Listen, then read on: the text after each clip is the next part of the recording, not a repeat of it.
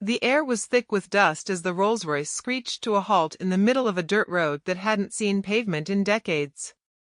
Steam hissed angrily from beneath the hood. Inside, Clara Whitmore, draped in silk and diamonds, stared at the temperature gauge like it had just personally insulted her. She cursed under her breath, slammed her designer handbag onto the dashboard, and opened the car door with an exasperated groan. She stepped out, one stiletto sinking into the soft mud of the roadside like it was trying to swallow her whole. This wasn't how her weekend retreat was supposed to go. She was Clara Whitmore, millionaire CEO, media darling, woman of influence. She didn't belong in the middle of nowhere, surrounded by fields and cows and corn.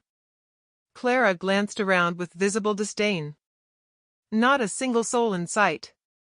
No phone signal. No driver. He'd dropped her off earlier and returned to the city. She was alone.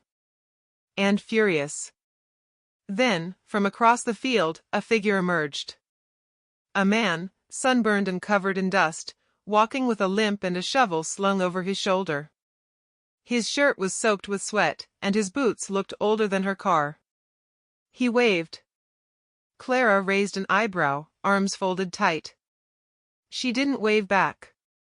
"Car trouble," he called out, his voice kind and full of concern. She hesitated. "Obviously," she replied, her tone clipped, eyes scanning him like a threat. He approached slowly, not wanting to startle her. "Name's Eli.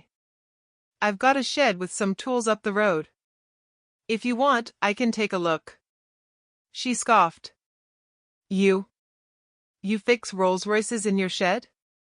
Her words were venomous, soaked in sarcasm, sharp enough to draw blood. She didn't mean to be cruel, but she was, because in her world, men like Eli didn't fix anything that mattered.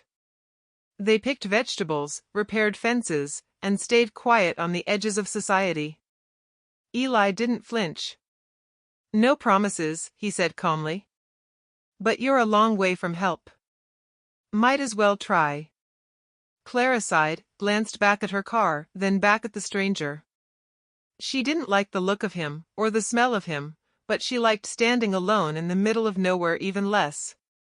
"Fine," she muttered, grabbing her bag and following him. She walked behind him with visible reluctance, occasionally wrinkling her nose at the earthy smell of manure in the air. Her heels clicked awkwardly on the gravel, a sharp contrast to his steady steps. He walked like the land belonged to him. She walked like it was trying to attack her.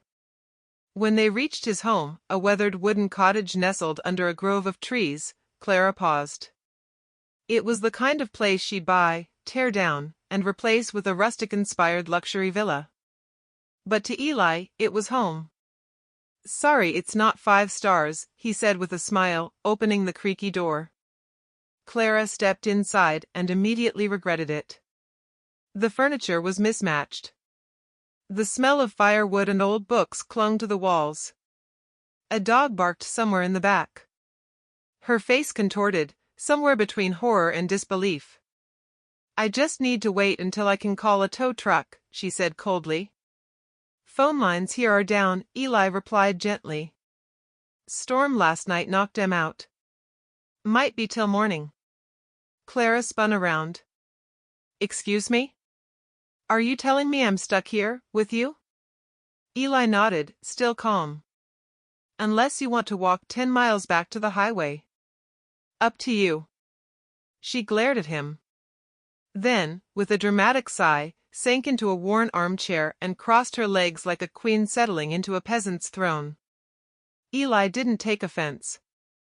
He disappeared into the kitchen and returned with a glass of cold water and a slice of cornbread. "I don't eat carbs," Clara said, waving it away like a fly. He set it down anyway. "Suit yourself." The hours passed slowly. Clara tapped her nails against her phone screen, willing it to come back to life. Outside, Eli chopped firewood with practiced grace.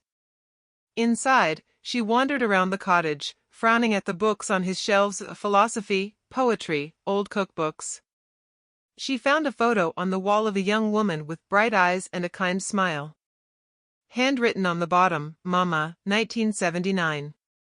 Eventually, dusk fell.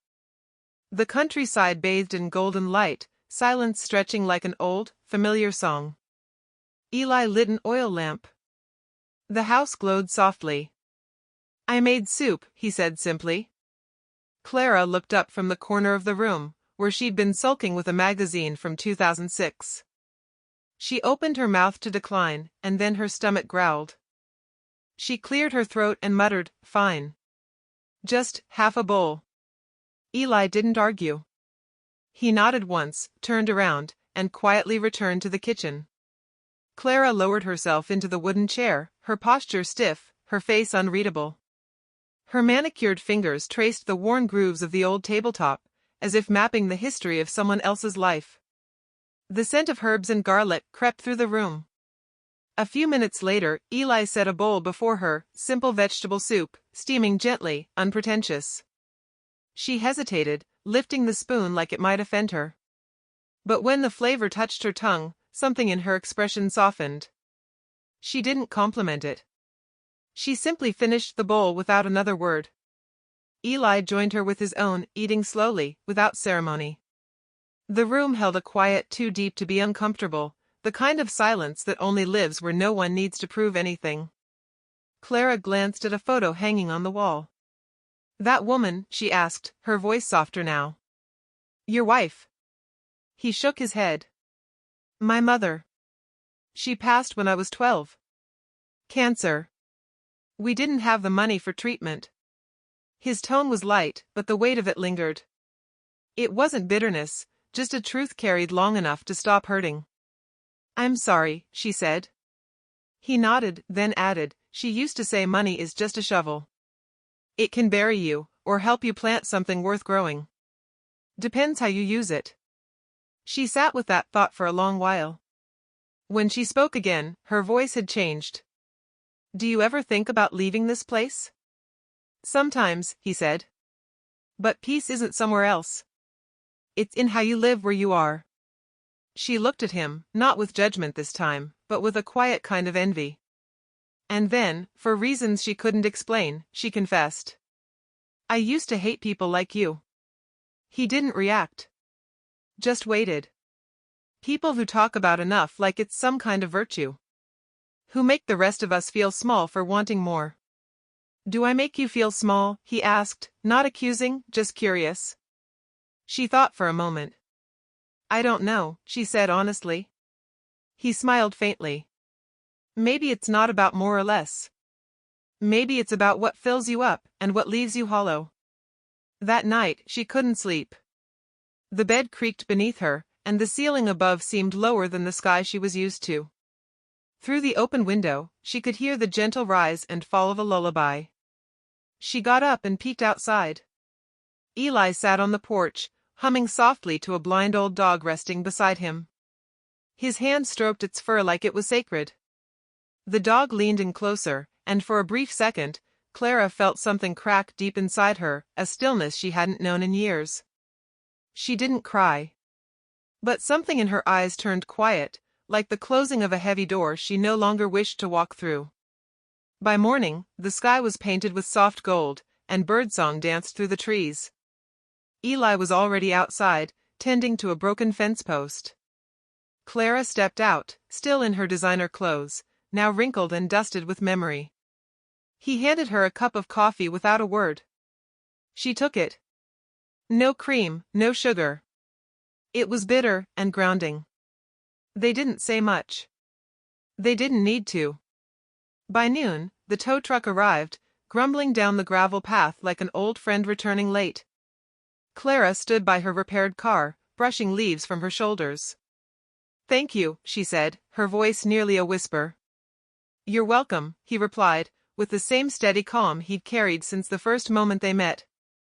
She reached into her bag and pulled out an envelope, thick with bills. She held it out.